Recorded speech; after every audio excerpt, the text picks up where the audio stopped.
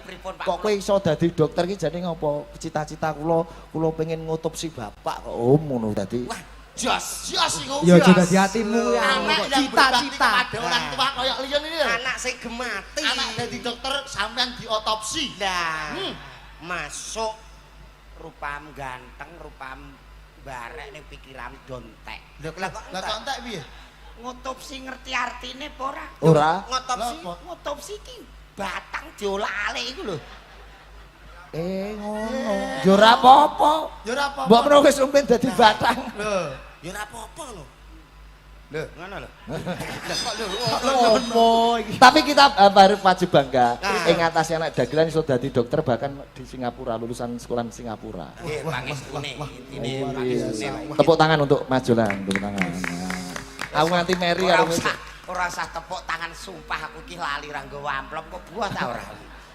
Lho sampean yo tepang kalian panjenengan Pak Bekti lho. Lah ning omahku iki malah aku diteri beda karo liyane. Lho diteri apa? Wong-wong ki roti. Roti. Aku diteri roti karo lele urip. Lho mosok kok karo lele urip iki lho. Lah nek menawa aku urung sempat masak ra gen urip. Terus sesuk-sesuk ngono. Dadi iki sebagai apa? Kayak ngerti ora? Pak Igit mriki niku wow sindene digawa kabeh. Sinden digawa kabeh. Tekan iki sing lagi ngemiki ape izin wae ora oleh. Lah kok pokoke jenengan ngemiki mengke ditinggal melok soal niki teng daleme Pak endi mau liyen mbek. Iki lho Pate. Pak Bekti sing kagungan ketoprak Bekti Kuncoro. Heeh. Ngerti apa ora? Iya ngerti. Panjenengane seniman agung. Agung. Garwa. Wah lah. Bubuk. Mbak Bu. Heeh. Ngeri. Kok ngeri, Jal? Ngeri kok ketoprak laris. Mulane duwe gawe walah tamune pirang-pirang. Pirang-pirang. Aku iki asline iki ewoh rene iki. Wae pripun, Mbak? Ewoh sing rawuh iki piyai-piyai walah ora trimo seniman seniwati lho. Lah terus apa ae? Umpama aku ndakel ya ora patek lucu. Heeh. Umpama aku dadi ketoprak ora patek pinter lho kok ya dikongkon teko lho. Iki kok urusane piye lek, Git? Anu, Mas. Lah mbuh, aku lak rene Jo aku tanggal 10 mayang ning ngene Pak Bekti. Oke, siap. Lah kowe teko karo dandan ngene iki aku melu seneng. Jos, Pak. Jos. Aja takon. Jos aku aja mbok pajakno wong kowe iki anggota kok. Lah nek sampean Aku piye iki kok, Pak? Lah mbuh aku gur kabari kowe teko dandan dagelan wis melu seneng. Alah aku aluk ngedono semen mau. Lah kok Wah, ngedoki semen iki itu. lho. Sing penting niki mangayu bahagia teng dalempun Pak Bekti. Ngoten lho. Muga nganten sakloron iki dadi keluarga sing nyendang agung nyanggar waringin. Apa kuwi nyendang Wong agung? lanang iki nek wis kadung ngucap janji ning pernikahan. Pripun? Qabil tu nikahaha wa taswijaha. Sampean wis iso, sampean iki lho wis iso dalil kok ora ndang mangkat kaji ngopo? Nah, aku jek doyan iwak kirek kok. Lah kok iso Iwak doyan iwak kirek? kirek iki lho. Qabil tu nikaha wa taswijaha. Bil mahri madhur halan. Artinya Saya terima nikah dan kahwinnya istrinya titik-titik bin sopo sing wis sah. Masalah pesta itu adalah imbuhan acara. Lho apal sing wis rabi ping 3 iki lho apal iki. Mau tembungmu iki piye kok sing ping pindho ambek Hansip. Kok istrinya siapa? Yo bojone wong-wong iku. Lho berarti arep rabeni bojone wong-wong. Iya, Cak. kowe iku piye kok malah Lah iki bingung. mau piye saya terima nikahnya istrinya. Lho, istrine bojone sapa? Iya. Maksudnya tak jelasno ngene lho ya. Piye. Angger dagelan amen mangane lontong, tahu kuwi lho. Lho, lah sampean mangane apa kok? Lho aku ya sego kucing ah. Lho, malah nemen. Dadi qabil tu nikah wa taswijaha. Iku sing diucapno nganten lanang. Bil mahri madhur halan. Saya terima akad nikahnya bojone cara jenenge Suwarti. Nah, Suwarti bin Sumarlan. Lho iku wis sah. Ngono lho. Kowe urung tau dadi nganten kowe iki ya. Ya urung tau no kok iso. Wah, kok sekali tau mesti ping 4 2 ping 5. Wis kadung apal dungane kok. Yo mboten no kok iso. Jo, tetembangan, tetembangan. Cocok. Ono Mbak Eni bareng. Wah, Mbak Eni sing pundi ta Pak Sing iki? saka Bluro. Sing Mbak awan Eni saka awan mau ora mangkat mulo bengi iki didhisikke. Wah, cocok. Mbak Iki Eni. ketoprakan. Cocok. Niku lho Pak sing lakone diperkosane jujur. Kok panggah perkosa wae iki lho. Lho diprawoso sing wedok terus iki lho ngono kae. Saiki umpamane nak dadi Bambangan piye nak Bakti Kuncoro Bambangane Mas Utomo. Mas Ud. Mas Ud. Yayine bagus. Pomo sampean apa pantes dadi Bambangan? Lho. Wong untune ya mrangos. Ya anu Joko Kendil lah. Joko Kendil wis ana bagiane dhewe. Heeh. Mas Pakel. Pakel. Iki Pak grup BK iki aku nggih grup anyar. Oh, anyar iki. Anyar. Angger lakon apa sing diunggi kae bojone Pakel Mbak Yanti kae. Akon kulu-kulu kae lho kan. Kulu kae wah kuwi nek ora Mbak Yanti wis ora pas. Sadibei. Sadibei wah sing mikul kepruke nganti dayek-dayek mergo kelemot Mbak Yanti. Ancen bojone Pakel iku wong pemain ketoprak berbobot. Tak siarke. Berbobot tenan. Iki ketoprakan. Ayo Mbak ini.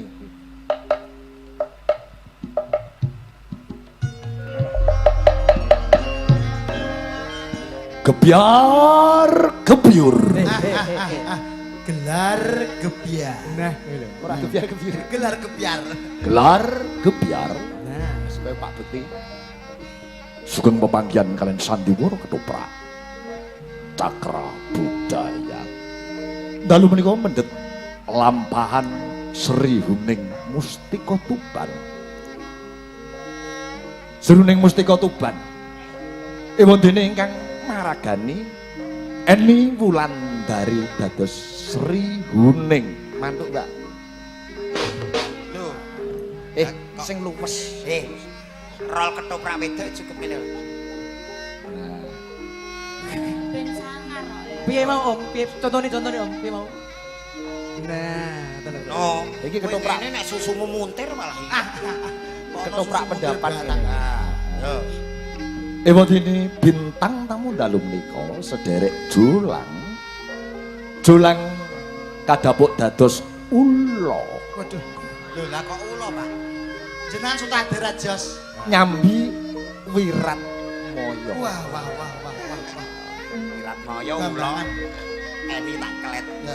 Repat dagelan Nandaliun. Kepruk Pitoyo CS. Emban. Serintil. Ora sindil. Nek nyarke emban ngono gitu. Nggih. Emban. Wis kowe pakeme ngono kuwi kita Pak ya. Pakeme ngono ketoprak ning ndi. Lila CS. Sutradara dalu menika Ki Sigit Ariyanto. Kados pundi gancaring lampan Sruning Mustika Tuban. Kula aturi mirsani ngantos purnaning lampan Sri Huning Mustika Tuban. Duar! Duar. Duar, duar. Duar. Duar. Duar. Apa to lho? Mercone ra bledos. Ngobos lah ya motor. Mbak ini manut sutradara Nggih. metu ijen. Kula Heeh, Sri Huning iki pakeme ning ndi tak kono Pak Bekti karo Pak Darno. kudu rasa. Mudarasa. Aku ki sejatine tresna kelawan Kang Mas Wiratmaya ning isih sedulurku. Apa bisa aku sandingan karo Kang Mas Wiratmaya engko jolang metu? Bisa. Ngono ya, Jo? Siap. Anggere Sri Huning, apa bisa ya aku sesandingan karo Kang Mas Wiratmaya? Kowe metu bisa. Wis blangkon ketoprak siswa zaman biyen. Iya, iya. Apik-apikno lho, Pak. Tak percaya. Kowe ngadeg ning sampean pilar sik, Jo. Ngadeg ning sampean Sampai pilar sik no, ben komunikasine gampang ben ngerti ngono. Oke. Ning buri pilar. Sri Huning metu.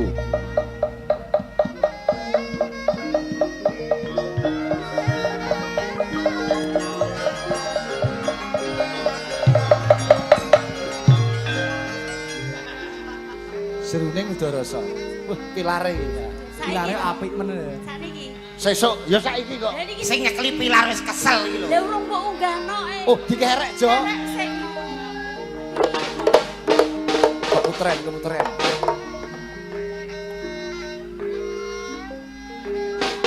Melorot. Lho, melarat. Taleni, taleni. Hei. Taleni kene. Naleni kok ning dodone sinden. Lah wis kadung kenceng. Jol. Keputren kok malah alas bolong iki ta iki. Keputren. Putren, Mas. Kleru le mereke. Nah. Wis aja krek-krek kae. Ayo Seriuning mulai. Mulai nesunan. Iki ape ning ndi kok iso? Lho iki panggungnya jembar lho, Mas. Jembaro kene ape rono entek ke kroyok ndelok ning kono. Nerokke aktinge Mbak Puk. Rantes rasane ngatiku. Aku iki tresno karo Kang Mas Wiratmoyo. Kamangka Kang Mas Wiratmoyo bisa sedulurku dhewe. Ning apa bisa ya aku besok kelakon dadi bojone Kang Mas Wiratmoyo. Bisa.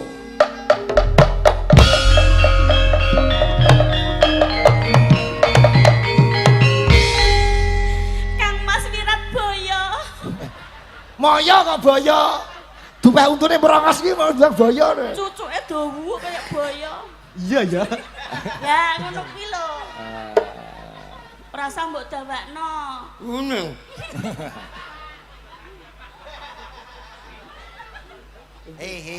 Aja ombo-ombo. Lah nek ora ombo untuku ora mendelep kok. Biasa ae sing biasa ae, sing biasa ae. Biasa. Manise ndi manise? Biasa. Ayo manise. Alah alah alah. Tang kindung kin tang kindung tang kindung kin tang kindung tang kindung kin tang kindung dang dang. Iki anake sapa? Mama. Anake mama Sok nek gedhe dadi apa le? dadi manten. Mantri. Mantri mama. Dadi mantri. Mama Piye le? Mik ciceh. Lambemu. Ah mosok langsung loro. Wiratmoyo ki sing tegas wibawa. Wirat. Wis. Wis metu. Wirat. Oh lho. Berat kok nyeluk dhewe lho. Marai salah. Seriuning. Kang Mas.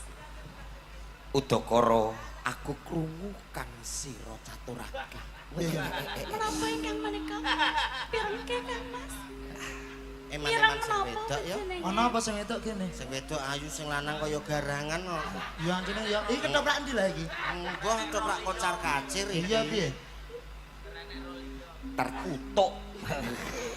Aku ki agek omong-omong. Set kene omong kono mendhet. Lho, gentenan.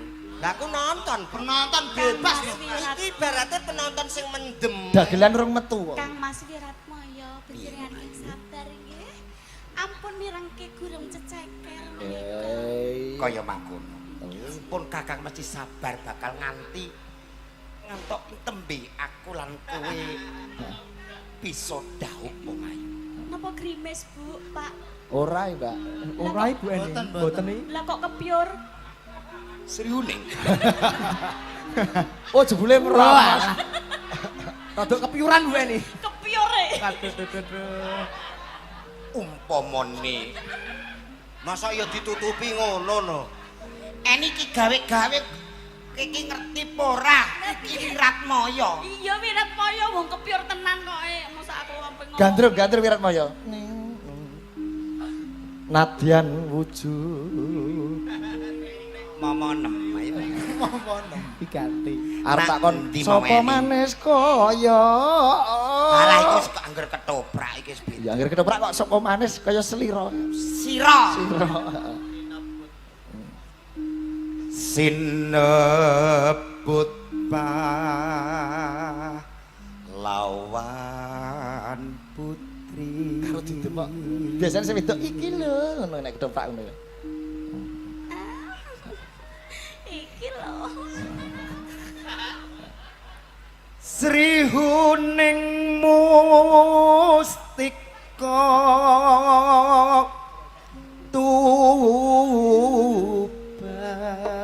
Tuban. Jawil, Jo. Iya Yon. Kene Yon. Ana apa Yon? Sasiraku diwarna runggut kok. Iki tak kira mau petek. Wong ayu. ngono lho. wong ayu. Injih kados. Iki sapa kok datan melu ana ing kedaton ki? Mereka abdi taman. Coba patenon.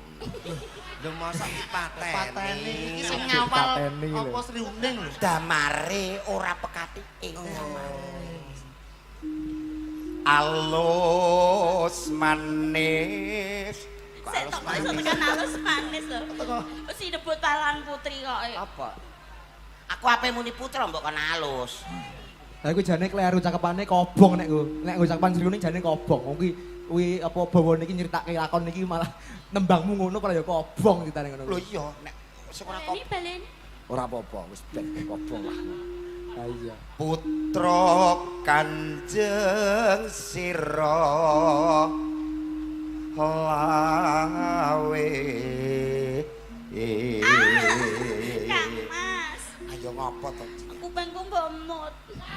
Masa Mbak dimut? Nggih lho, niki mosok roman ana ngemut kuping rak ya ora. Ya piye to, Jo?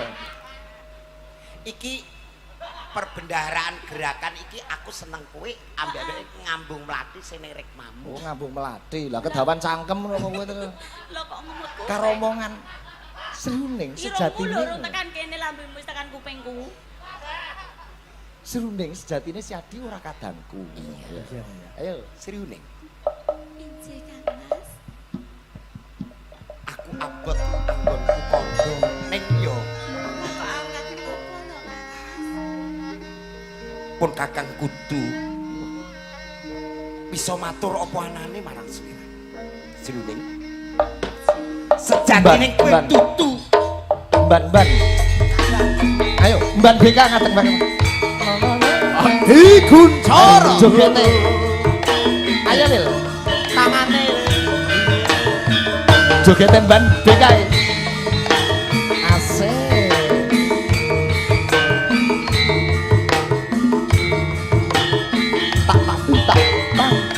Tak.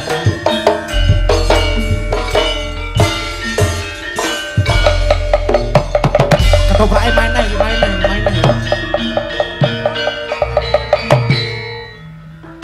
Kados pundi Kang Mas?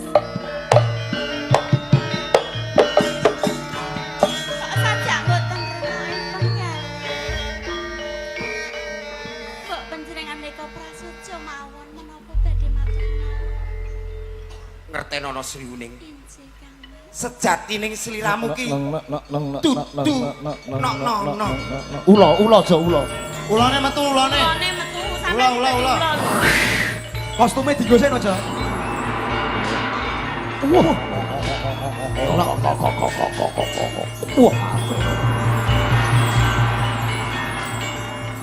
Ana keputren kok ana wujude ula. Jalma kang kurang ajar tak sedake dadi munyuk kowe.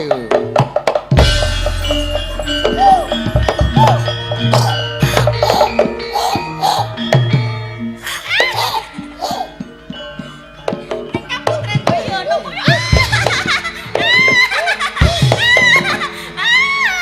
Munyuke nggol susu. Cuman toko kurang ajar dadi munyuk, sedake dadi tumo kowe.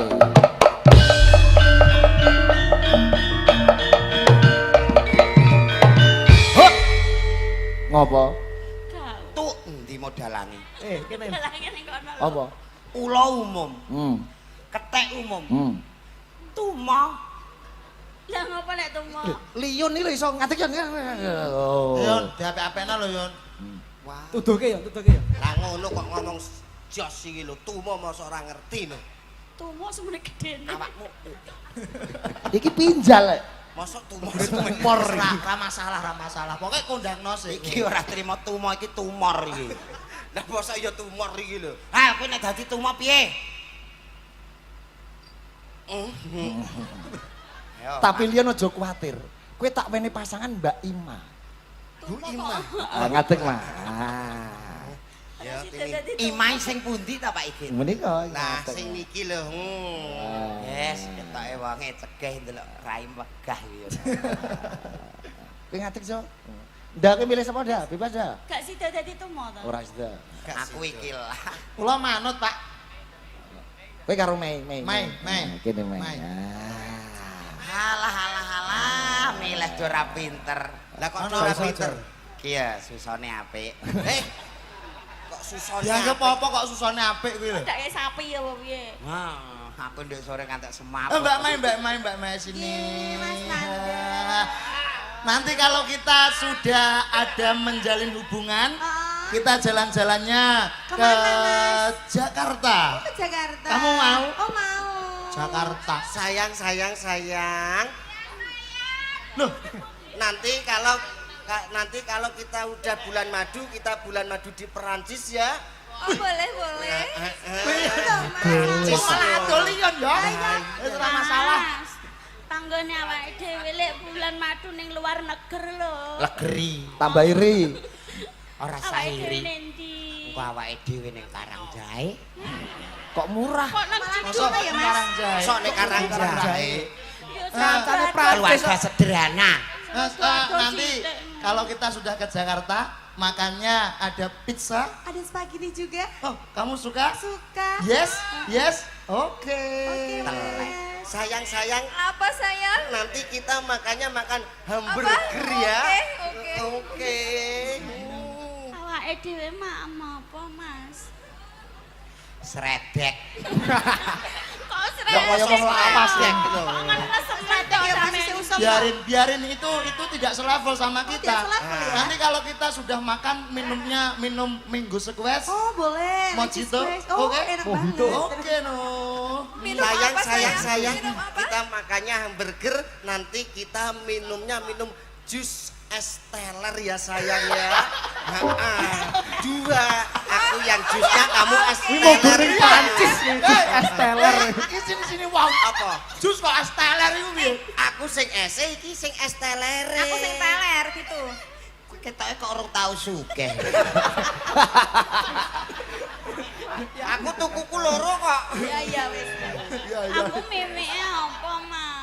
Santai kono trimo mimik ngono kok awake dhewe tuku marimas. Masa mari Mas. lho. Kita udah makan, udah Terus, minum. Mas, jalan-jalan Nanti gimana? itu dulu cuci mulut. Oh cuci mulut. Cuci mulutnya makan durian musangking. Oh boleh. Yes. Enak loh mas. Oke, iya dong. Ayang. Apa ayam? Nanti kita cuci mulutnya anggur hijau ya. Apa ini? Cuci mulutnya nganggo apa wae dhewe? Mesti sabun nih. Rasa gumun kono cuci mulut. Ku awake dhewe cuci mulute nganggo sabun dulit. Mosok ya sabun dulit Iki iki lho lho. temu murah. Sabun Lah dulit. kok nek lambeku munthuk piye? Aku sing resiki. Nak ngresiki nganggo apa? Yo nganggo sapu no. Lah sapune Yo carane kei kemu. Wong urip iku kudu sederhana. Nek umpamane Wis duwe dhewe kono iki lho kok iso. Wis, nembang. enak mbek iki anget. Kok ora numpak-numpakan ya? ya enak ngambil iki no. Saya cilik. Sayang. Gimana? Nanti terus kita jalan-jalannya naik apa sini duduk sini. Wis Kita naik koyo Pak Alphard Bet. ya mas. Alphard. Oh, Alphard ya sayang ya. Sayang. Wis kaya utama aku. Jas. Ayo kowe iso Oh, ora. ngono ya. Ya malah penak apa awake dhewe. Lah mosok Iso, digendong. iso ini iso. Dadi malah kaya nggawa ransel ya. Kok ransel malah kaya wayangane Pak Igit iki lho, sing setan-setanan iki. Bawane dianggap rampung. Permintaan saka kanca-kanca CFC, tali tresno digarap tayub. Mah cocok. Tali tresno ya. Ayo yang kono do nyanyi tali tresno awake dhewe nyanyi tali pramuka yo. Ya. Coba Mbak Eni, Mbak Ima karo Mbak Mei. Tayub sih langsung dangdut ya, Mas. Slow dangdut baru lagi sigrak. Ayo. Iki album Pak Sikit kok do lali. Hmm. Tali tresno iku sing Sing piye? kabira walhamdulillah. Ora. Kali tresno ya ora kuwi no kok iso. Kali terus. Iki laguku tahun 2012, Jo. Wah. Sudah 12 tahun. 13, Pak. 12. Iya 12 itu. Piye lho sing gawe kono kok iso sampean ngeyel. Wingi bar ulang tahun tak ulang tahun nih lagu-laguku. Dengan acara kenapa Pak? Tak sumetke berdiang. Berdiang disebul ramati malah marong. Tali tresno nggih. Tayub Tuban. Lah nek Mei iki nek swara Tayub Tuban jos. Mei ayo. Swara Tayub Mei. Nek Mbak Ima karo Mbak Eni aja Tayub, ndak malah rusak suarane. Boten saged kula. Oh nggih. Coba Tali Tresno Made in Tawang Sari Rembang. Yo, buka saking kendang. Dangdut Mas Rangga, yo.